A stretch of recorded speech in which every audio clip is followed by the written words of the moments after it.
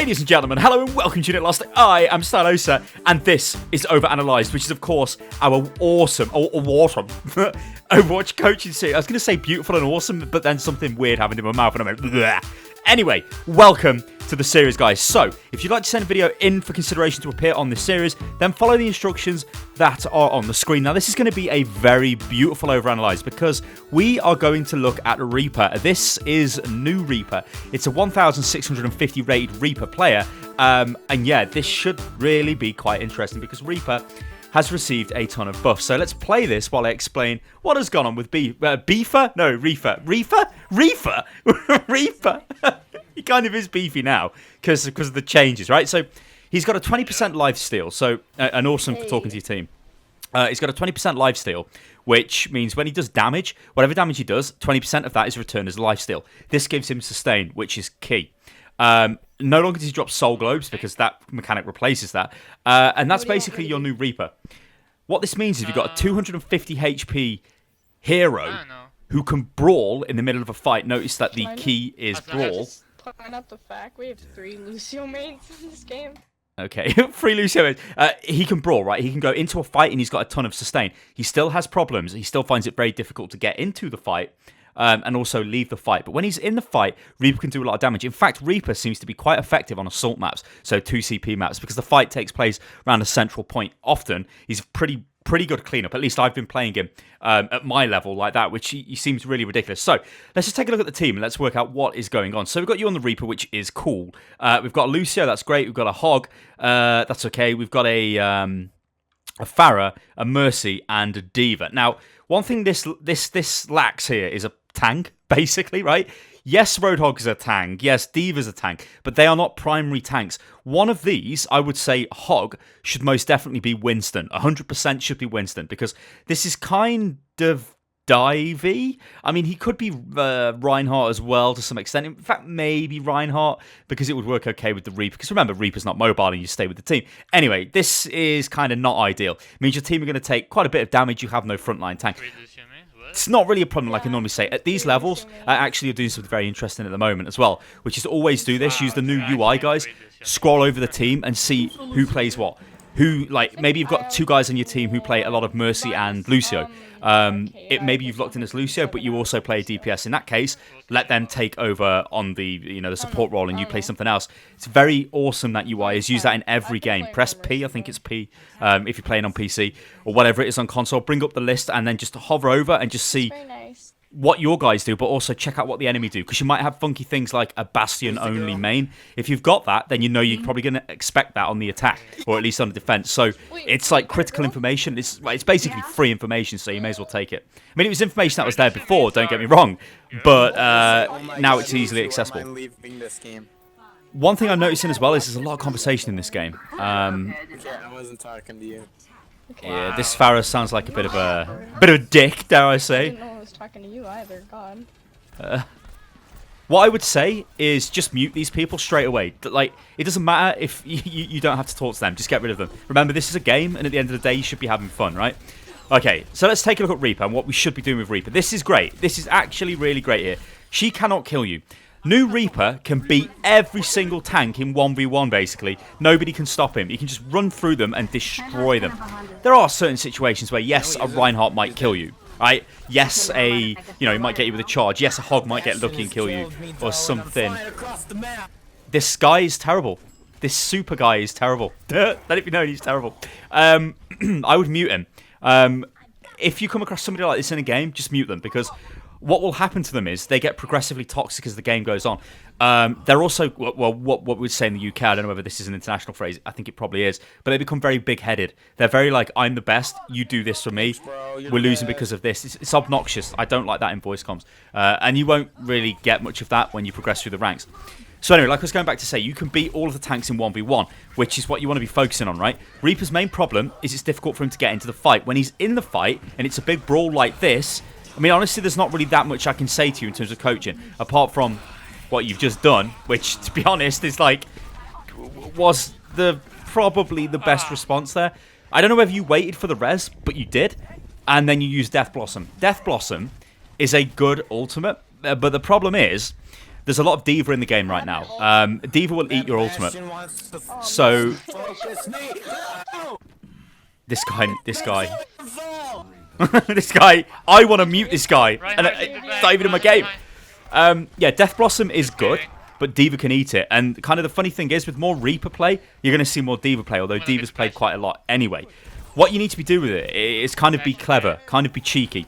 Only really use it when D.Va's out of a mech, because if D.Va's in her mech, she will eat it and you will die, right? So it's very vulnerable, don't do that. When Mercy reses, using it as the follow-up to the res, to try and counter the Mercy res, is a good idea. Again, though, D.Va can shut you down really hard. Like, this here is awesome. Just chase her down. She cannot do anything to you. Also, as well, I think while we're just running through this bit of cleanup, I'll address why we haven't really focused on Reaper before in OverAnalyzed. It's because he's been pretty much useless, to be honest. From Season 2, Reaper was great because of the Beyblade meta. That's not a thing anymore. So Reaper, yeah, it was not great. With the buffs now, he's much more serviceable. But like I said, you have to understand what Reaper is. Reaper is a frontline brawler. That's what he is. He brawls with the tanks. He beats the tanks, pretty much, right? Anybody who gets close onto Reaper, he will kill them. Pretty much nobody will be able to take him out. Even if McCree flashbangs you and headshots you, you can just continue firing into him and you will kill him. You are a monster. Like, I think only really May can shut you down in close range, and even then, you can probably blast May away before she kills you. You can see your stats, they're pretty good. Why are they pretty good? Because the enemy team are playing into your hands. And this is the other thing we really need to talk about with Reaper. He is very, very, very, very situation specific. You can't use him on every map. You're getting away with using him here. I wouldn't say this is an ideal map for him. Like I said, I would stick to assault maps and possibly King of the Hill maps. These maps can be difficult because you need to rely on the enemy team just fighting all on top of you and you fighting on top of them, which seems to be happening quite a lot in this game. But do be aware that could be a bit of a false economy when you get through the ranks. That probably won't happen as much.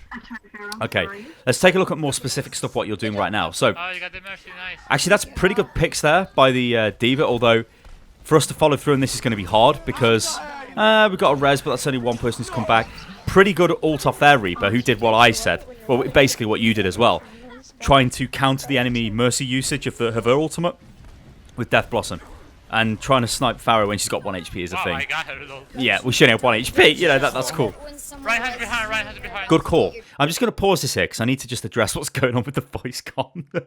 I think everybody who's talking are doing it with the greatest will in the world. Like, they want to help and they're talking, they're chatting, they're having fun, etc., etc. But there is such a thing as polluted voice comms. What you did just, where you called out this Reinhardt, there's a Reinhardt behind us. That is great. That's all I want people doing in voice comms. I don't want people telling me their life story. Farah has been explaining why she's not been killing people. Has also been explaining why she's dead. That's why we've lost the fight. I'm the best, etc., etc. Those are terrible voice comms. They are filling the voice chat with crap. In fact, I would mute people who do that anyway, even if they're not being toxic. I don't care that you've lost. The reason why we've lost this fight is because Tracer tried to use a pulse bomb, but it missed you. And as you were trying to dodge away from the pulse bomb, you went around the corner and there was a Torb turret. You took some damage off the Torb turret. Then after the Torb turret, then a Zen charged up a headshot and he killed you. And then, oh, it was so unlucky. But I would have just got it if, you know, no, I don't care. I do not care. Don't tell me. Play the game. Ah! Talking of playing the game, let's play the video. Okay, so positioning, honestly, is pretty good. We've got Death Blossom again, but do we want to really use it just yet? Well, now we do. Now we really do. Yeah. Okay, we need to play this back again because this was a prime opportunity to use Death Blossom. You still may well have died, but Death Blossom puts out a ton of AoE damage. Watch this. We get a kill. They res. Yes, we've got a Reinhardt in our face, but remember Health Steal, Life Steal even, the vampiric ability Reaper's now got. If you crack Death Blossom, you will heal yourself. There is a chance there was enough targets around you and you put out enough damage there to actually heal through Reinhardt smashing you with the hammer. It would be very close because remember it's only 20% of the damage that's done, but it might have kept you alive long enough to kill the Reinhardt. So that was a bit of a mistake there. I would have definitely used my ultimate.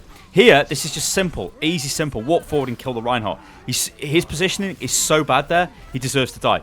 We also need to be aware of when we're using Wraith Form and also be aware of what Wraith Form does.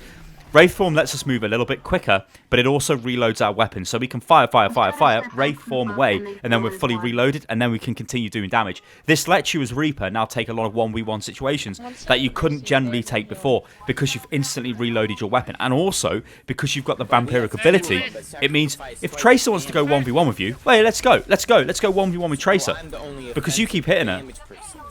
Well, you've got a Reaper, Mr. Farah, so you're talking crap. You see what I mean? This Reaper, this Farah guy, very irritating player. Like a very irritating attitude, that is as well. And like I said, I would just mute people like that because I don't know what they're trying to achieve. I also don't know what that... Where's she gone? Uh-oh, just let it go. Yeah, so just be aware that you can use Wraith Form to disengage and engage, but you can also use it to engage because of the reload. This is getting a bit messy now, and yeah, that was a combination there of positional mistakes and just kind of not doing anything. Something you always need to have, and I notice a lot of players... What's this guy is doing my head in? A lot of players at the low... you should tell him. I'm Reaper, don't you understand? Maybe you have, I don't know. One thing you need to be aware of that at this level... I think that's the first time I've seen you use the E. The E ability for Reaper is so bad. Like, it's so obvious where he's pointing to positions. It's just like... I wouldn't ult into this. This is not great. That's a cheeky kill, actually. Yeah, that is a huge waste there of that ultimate. A huge waste. The time, you know, was running out. If she got res and she can't get in, because if she has, that is so embarrassing. Why? No. A bit like that Farah guy. Pretty embarrassing. Anyway, I lost my train of thought. What was I saying about? Yeah, your positional mistakes there. You want to always be playing around the payload with Reaper as much as you can. You don't want to be caught out in the open. That's when you will die, right? Remember, Reaper is point-blank damage, point-blank brawler. He wants to be in a big fight against big targets he can easily hit, right? That means he's going to rip through the tanks. That means you're on top of the Winstons, the Reinhardts. Yeah, that's great. What you don't want to be is at medium to long range to people because they will wreck you. A little bit earlier I said, yes, you can take 1v1s with Tracer. You can, but if Tracer's clever and starts using medium range on you, she will actually kill you, right? So you've got to be very careful of that. People like McCree, people like Soldier, people like Farah are your worst enemy. They will wreck you because you cannot damage them and they will annihilate you. So you've got to be very careful of that. And like I said earlier on, always use this, but check the enemy team out as well. And do it at the start of the game because it will tell you if they've got any crazy one tricks. You know, maybe they've got like a Torbjorn one trick or something. Like you can see they've got a Mercy one trick there. But we already know that anyway. There seems to be Mercy one tricks in like every game. Although if you follow me on Twitter, guys, which is @UnitLost Gaming, I was in a game where I had 3, which was pretty interesting. We lost that game. It was pretty sad.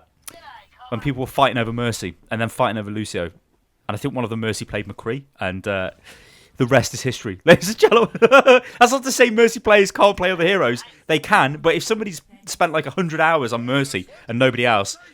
pretty difficult to translate that to other heroes. Now, let's talk about this defensive position. Because we always need to talk about this kind of mad positioning when it comes to lower levels of the game. Let's just pause this because we can see where our team are. 1, 2, 3, 4, and then you. Now, this is actually not a bad idea if you're a highly coordinated, high-end pro gamer team that can execute a defense that is so advanced. You are a silver level player. You cannot do this. You need to be telling your team at this level to not stand here. We need to be all the way around the back on top of Big Earls, on top of the gas station. We don't want to defend here because it's in their advantage, right? If we lose a player or we kill one of theirs and they kill one of us, it's still heavily in their advantage, right? Because they're going to respawn and come back. You have to run for ages to get back to this position. So it's very risky. The only time I would do this is if we really wanted to stop them and maybe they had a minute left on the attack, right? It's too risky. It's way too risky to be doing this.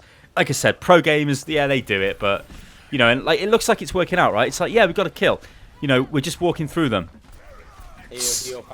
Sounds like your audio is starting to desync in your video, which is a bit of a shame. It's probably because you use Shadowplay to record, I guess. But like, look at this, right? This is not great. We've pushed them back a little bit, but what have we actually achieved here? Not much. They're shelling damage into us. It's not great. This Bastion is a strange pick. Again, just play a little bit more around the payload. Like, hover around the payload. Use it to your advantage, right? Let them come onto you and then damage them if you're going to be this far advanced. But like I said, I don't like this position because you're probably going to get pushed. Reinhardt needs heals. Yeah, the audio is definitely decent, but that's cool. We can just work with that. So this is a bit mad. Like, I don't... necessarily understand why this is working. But again, this is like, I go back to this idea of a false economy. This very much is a false economy. You don't expect to be doing this at high levels, you just die. Like, if I seen this in like a high master GM game, we'd just kill the enemy team. And it would be like, what the hell? Like, it would never happen. Unless, like I said, it was like 1 minute to go on a push. In which case, yeah, you might try something crazy and go like a high defense. But it requires quite a bit of coordination on the team. So, I don't know. So, what are we doing? That was poor. That was really poor. What we're doing here, we've got tunnel vision here. Watch this. Watch the Mercy come through here that we can easily kill. Like, remember, we're behind. Yes, bad position. Yeah, whatever. Watch this, though. We walk around here. Get out of here. Yeah, we go into there. Let's watch this. So, we're working through, we're doing damage. This is cool. We've got the Mercy, who is super low. I mean, look at the Mercy. And then we just let her go, and then try and kill the Bastion. And then we run off. You should have killed that Mercy. Yeah, the rest of your team got wrecked, but we could have killed the Mercy, then maybe got away.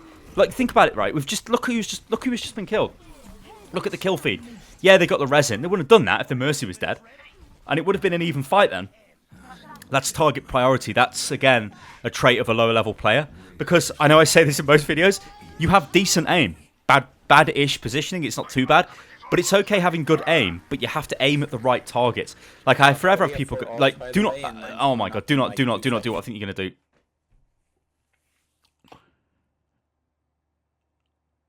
Okay.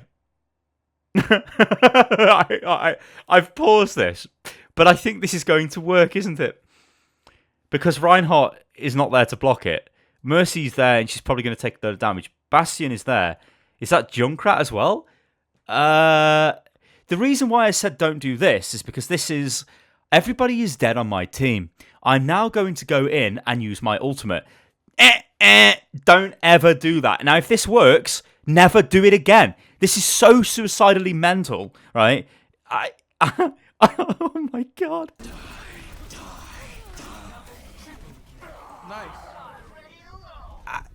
Nice. It beggars belief. Like, that should not have worked. That will not work against high-level teams. But what has actually happened there? So, well, we've actually turned it around in a big way. So, in a way, it was a play. Their Reaper's starting to come back there with more damage. But it was crazy. That was, like, suicidal. You threw away an ultimate which could be used to clean them up anyway. Right? So now we're coming back into this fight. Remember, their spawn's closer. It's pretty even. Somehow Bastion survived that. Junkrat goes with it. I love these games. It's like, how is this working? Get the health pack. God damn it, man. Kill the Junkrat. He can't beat you close range. Kill him. What? Your Junkrat killed him? Hey guys, heal. Right, look. Let's just let it play through, and then I'm going to rewind this section just to show you. Like, that was poor accuracy there. In fact, no, screw it. I'm not going to rewind it. You could have killed Tracer then, but then you went onto the Soldier and then did nothing, and then went back to the Tracer. It's not effective damage. Like, there's no damage there. Remember, you're a beast here. You're getting boosted by Mercy. Yeah, just walk through. Death Blossom. Go, Death Blossom. Right, you could have Death Blossomed the Mercy and probably killed her before she rezzed. Now, she might have rezzed and become invuln. We don't know. Definitely Death Blossom now. Meaty. Absolutely meaty. That's meaty. That's play the game, probably. Well, maybe your other ones play the game, actually. Yeah, we can work through the soldiers, so that's cool, right? But you've got to understand, that ultimate where you jumped off the top of Big Earls into their entire team is crazy. Like, that is not going to work at any other level than this. That is just mental, right? That's just crazy. Like, they'll be expecting you to come in and do it, right? So, yeah. While it looks flashy, and it's probably something you can put on Reddit and go, hey, check this out, don't do it again. Think, when am I going to get the maximum value? Like, that was a nice use of Wraith Form there to get away from the charge before it connected. And now we're starting to get pushed back. Right, this is going to be like, oh, big Mercy res. I was going to say this is going to be come down to, can your team regroup and push in? But it looks like our support ultimates are huge. And in fact, I bet your Mercy's just got play of the game there. He really is irritating, isn't he, this player? Yeah, it's just an ultimate fest. So it's okay. We did do it. Awesome. Wait, bring up the score. Come on, bring up the score. Wow. Please bring up the score as well, guys. Press tab at the end of your matches if you're filming them for OverAnalyzed, because I want to see them. I'm playing the pause game. It's like, come on, show me the stats. Go on, press tab. Most people press tab now. Go on, do it. Do it. It's probably waiting for play of the game thinking, yes, it's me. It probably is. I think it's Mercy, right? Oh, God, no. Oh, God, no. Don't be the one where he jumped off big girls on his own. Ah, okay, so it's the one at the end. Is how he doesn't have to open his mouth to laugh. Yeah, that's really creepy. I have to change it.